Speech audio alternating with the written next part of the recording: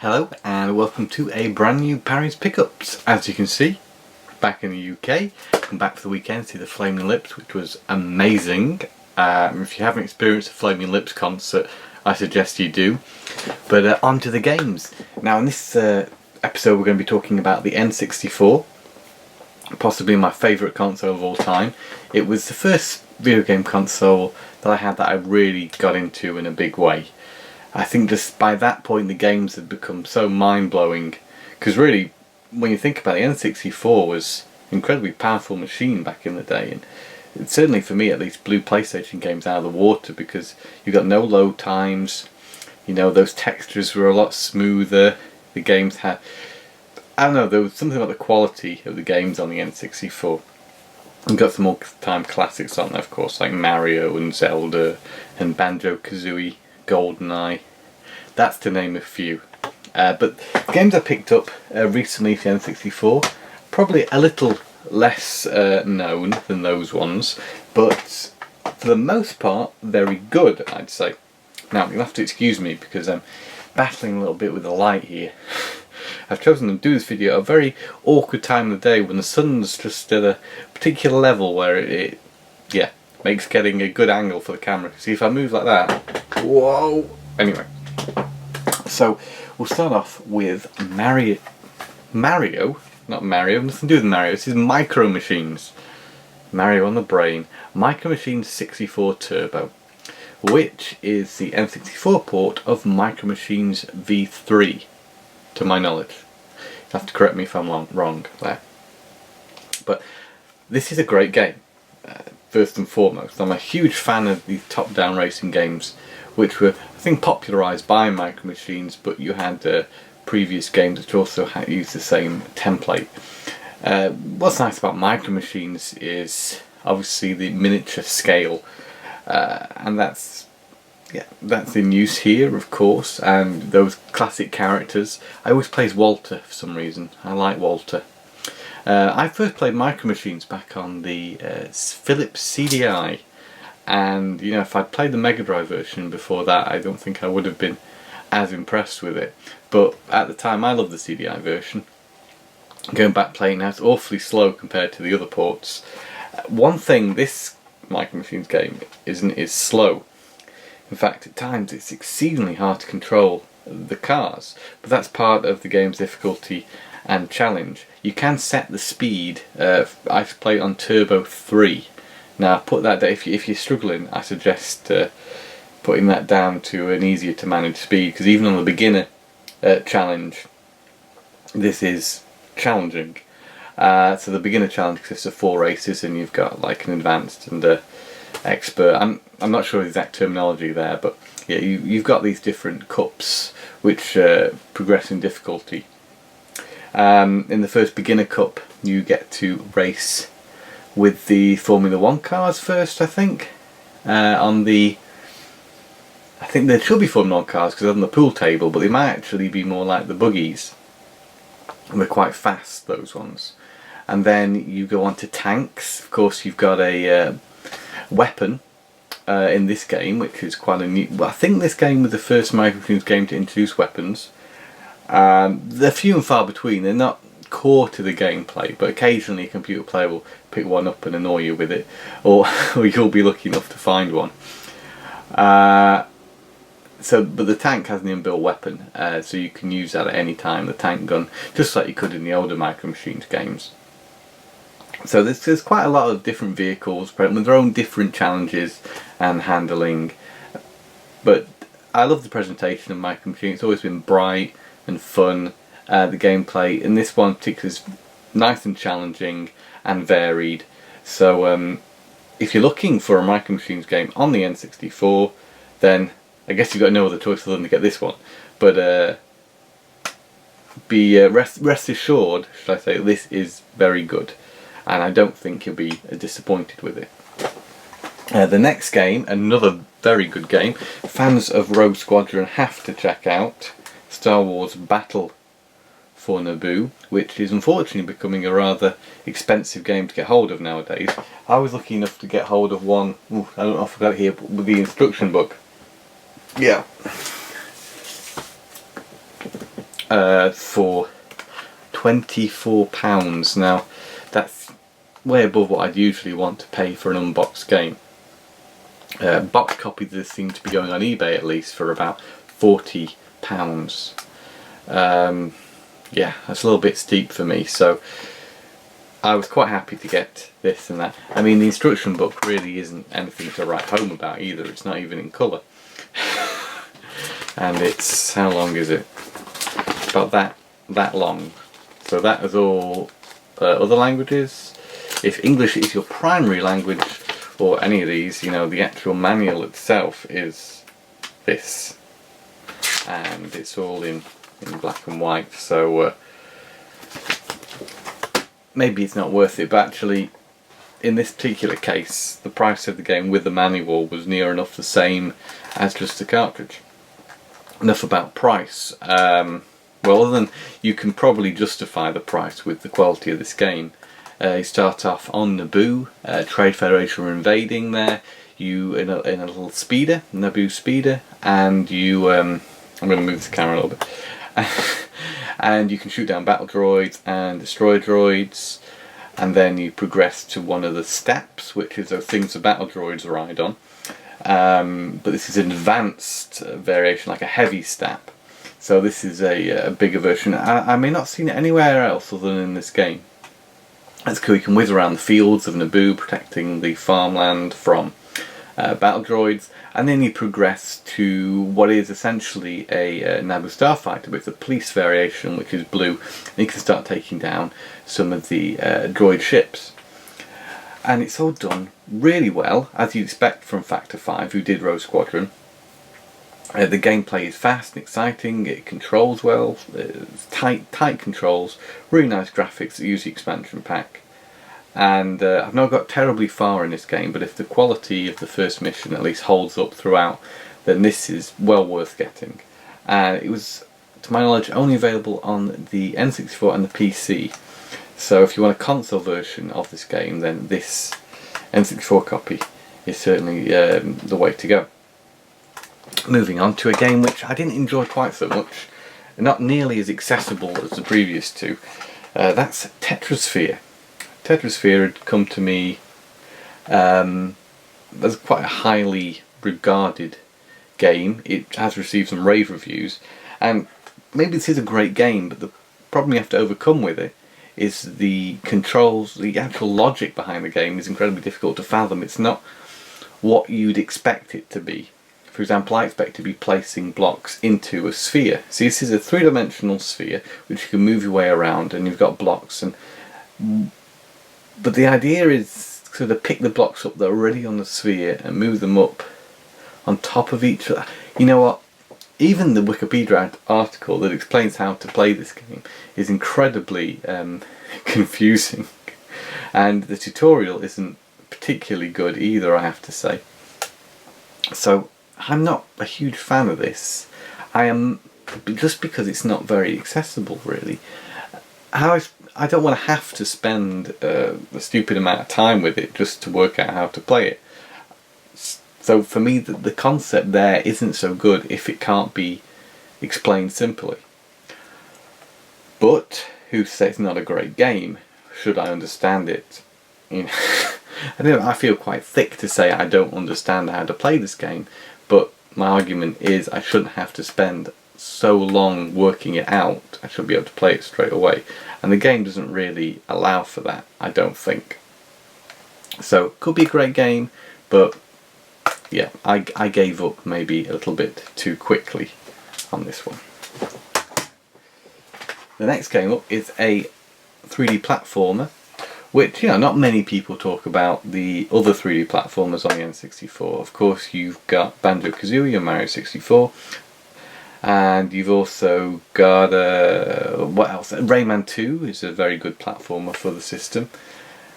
And you know, the problem is with the N64, both Banjo games and Mario especially are among some of the best 3D platformers on any system ever. So anything else which comes up against that is going to have a bit of a tough ride. There's one, Rocket Robot on Wheels, got some great reviews at the time. I've played that, I own that game, and it's pretty good. Not spent enough time with it to really say how good yet. There's Tonic Trouble, which wasn't so good. Another armless character like Rayman, but not quite as good as Rayman. We've got the two Gex games, Gex 64 and Gex 3, Deep Cover Gecko. You know, I liked them at the time because I liked the character of Gex, and I think they got some really harsh reviews, but they were fairly good but very average 3D platformers. This one is interesting. I'll finally get around to saying what it is now. It's Starshot Space Circus Fever. Very unique concept to this 3D platformer. You're part of a travelling space circus. You arrive on a planet, and immediately your circus rocket is attacked by robots and destroyed. You find out this is it's been destroyed by a rival circus group who have previously landed on the planet, and they don't want you encroaching on their business. Then you, as the character Starshot there, go down to the planet to try and sort out the problem. That's the initial premise anyway. Starshot's called Starshot because he can shoot things with a laser he has. You can do things like fly around in this game. He has a little rocket friend that chases, that follows him around. And if you double tap A, if you've got the right amount of power-ups, you'll be able to fly around the level, which is cool, which reminds me of Banjo-Kazooie a little bit, you know, that freedom to move around through flight. What else can I say about it? Visually it's quite nice. The design of the characters is cool. The premise is incredibly surreal. The enemies are surreal. It's a very trippy kind of world you get thrust into. I guess it feels a bit, what would you call it? Oh, that word that I use often, ropey. Yes, it does feel a bit ropey in places. I mean, the camera's not perfect, but you can get to grips with it quite well. It's not incredibly difficult to use a camera, but you find a lot of the time you fall off platforms. Like the response on the controls isn't as tight as it could be. So when you're doing some platforming, it's quite often that you just slip off the platform. And you know, it doesn't happen all the time, but it happens enough for you to notice that the controls aren't quite as tight as they could be. And sometimes it doesn't feel like the A button's as responsive as it should be. What else can I say about it? It's kind of fun. Honestly, I had trouble putting it down actually. I found it to be quite challenging. I found the progression to be good. There's quite a lot of levels to the gameplay, in terms of you've got so many power-ups and special moves, and the first level at least was quite big, so lots to explore. Yeah, so I wouldn't say this is the most amazing 3D platform, but it certainly is a competent one, and probably one of the, I imagine at times it's one of the better 3D platforms, because I think it predates Banjo. I'm not sure. Obviously it doesn't predate Mario 64, but yeah, it's a bit of fun, and it can be picked up relatively inexpensively for about what did I get it for? Just under £7. It's an unboxed copy. So give it a go if you like 3D platformers. I think you'll find it's got some charm, some surreal, quirky charm, and it's quite playable. And that's that one. Lastly, something a bit different. I'm going to keep with the N64 theme now. I'm going to talk about a controller that I bought. You've really seen it there. This is the Hori Mini N64 controller. Now, this has been raved about on the internet, and demands a reasonably high price now on eBay. And I'll tell you, talk about the positives of it first. It's got a wonderful analog stick, which actually got a little click in as well. It's more similar to the analog sticks found nowadays on games consoles. It's definitely better than the original N64's stick, which was for its time very innovative, very new, but the stick itself has been improved on over time. And this analog stick really does take those advancements and feels a lot like a GameCube analog. one downside to that is it does feel quite sensitive for some N64 games. So yeah, I think maybe the games were designed with the original stick in mind, which isn't quite as sensitive as this one. You only have to move it slightly, which you play something like Micro Machines and you just have to get used to doing more slight movements on the stick. But it does feel a lot smoother and nicer to use. You see the button layout is a little bit different. You've got the D-pad down there. Now this is okay if you use a D-pad sparingly and only have to use it for maybe like working your way around a menu. But if you're using it in conjunction with these two buttons here to play something like Mischief Makers, which is a 2D platformer that uses these two together, I think that's kind of awkward. Your thumbs are a little bit too close to each other. So not so keen on that. Start button's fine. It's very satisfying to press that particular start button. It's got a rubbery feel to it. C buttons are fine, placement's fine. So any game which involves you playing like this and then using them maybe for the camera is pretty nice, and this controller's quite alright for that. Initially I thought it was a little bit too small. And perhaps it still is, for my liking, a little bit on the small side. Now some people maybe with smaller hands may actually appreciate the size of it more, which is, you know, it's fine. But one thing I don't like is how low down these shoulder buttons are. It's got no Z triggers on the back here, which would probably be where you'd expect to find it if it was like the original N64 controller. The Z buttons are here. You get two of them this time, and they're behind the L and R buttons. But the placement of them is a little bit low down for me. You kind of, if you hold it naturally, you press them like that. Whereas really, I'm used to pressing them with the end of my finger. If they were up a bit higher, that would feel, to me, a little bit more natural. As it is when you're playing things which use a Z button a bit. For example, GoldenEye or any first-person shooter, that does not feel natural to have it as low down as that. And I tried to play Turok with this controller a little. I've tried to play Perfect Dark as well, and I just don't enjoy it at all. It's fine for maybe racing games or 3D platformers, but for games which uses the Z button more, then I would not recommend this. I don't think it is such a major improvement to necessarily spend so much more money for an extra N64 controller. As I said, it does have its merits, like the nice stick there, and this controller setup is fine. I mean, if you don't like how the stick being down there in the middle, then this is definitely a huge selling point. It's got a great analog stick. But I think the cons outweigh the pros with this controller, to be honest, and considering it costs so much money, I don't think it's necessarily worth it. I'd personally be quite happy using the regular N64 controller. But if you've never got a grip to that controller, which I know plenty of people don't like it, then this could be a great alternative for you. But if you're actually if you're happy with the N64 controller, you grew up with it, you know how to use it, you find it comfortable, then this to me isn't really a necessary upgrade to that controller. I was curious enough to try it, and yeah, it's okay, but you can give me the original N64 controller and I wouldn't really care.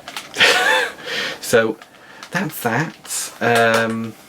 You may want to pick it up, you may not, but I thought I'd just give you a little bit of a review of that controller. And that is another episode of Parry's Pickups done. Next time, I'm guessing I'll be back in Denmark. I'm coming back quite a lot lately, so don't be surprised if you see another one from this room again sometime in the near future. But yeah, I think the next few may be from Denmark, and yeah, I look forward to sharing a few thoughts on my recent pickups with you guys out there. So thanks again for watching. I really appreciate the views on these videos, and let me know if you're enjoying them. I know a few of you have, and thank you so much. Really happy to hear that. Yeah, it's people like watching these, and I like doing them. So I'm going to continue. So until next time, happy gaming and game on.